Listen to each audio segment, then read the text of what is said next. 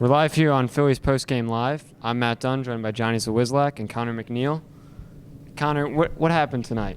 Let's just say the future is bright for our Philadelphia Phillies. Going off of that, with their 7-5 win tonight, they were down. They were in the trenches, baby. It was bad. It was like they were digging their own grave, losing to the New York Mets.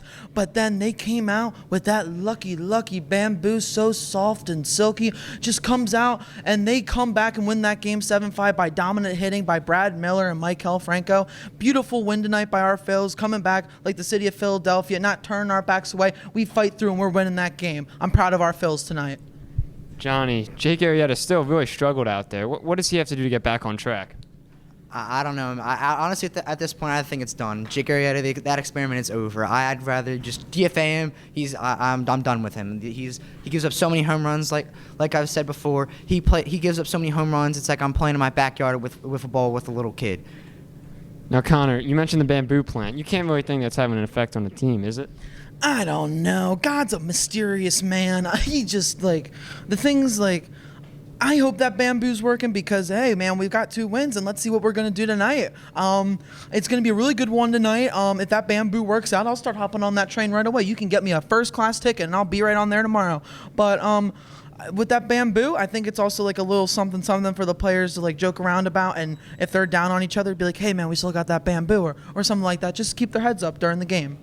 Johnny, the Phillies are playing against a really bad team in the Mets, a team that has struggled a lot this season. How do they keep this momentum going after this series? You know, they just got to keep doing what they're doing, keep approaching the way they are. Just got to keep believing in that bamboo. That bamboo is everything for that team, and it's keeping them going. They just got to keep believing in the bamboo, trusting the bamboo. And Connor, what do you think they got to do at the deadline to make sure they can keep this going and get the season back on track? Simple, trade Cesar Hernandez. With that being said, another left-handed, we need a starting left-handed pitcher, Mike Minor. I like him a lot, but it also comes into point how Mike Minor hasn't really been in the pennant. He has a 2.52 ERA right now, pitching in 7 wins and 4 losses, but you haven't really seen him in the pennant, how he does under pressure.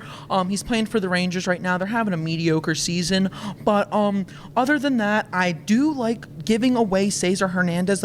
I'll bring him to my family yard sale and auction him off to the highest bidder because that man is just not playing the way that he plays. I'm telling you right here, right now, if Matt Klentak does not get rid of him, I'm going to be upset. I really am. And then with that being said, you then put back Scott Kingery, who's a starting second baseman at heart.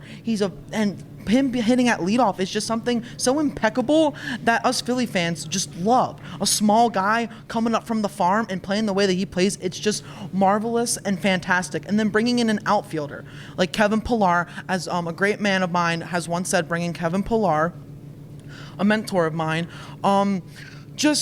Kevin Pillar defense has been robbed of 2 Golden Glove awards, and putting him in center, batting him 7th in the lineup, would really help this Phillies team make that run to go into the playoffs.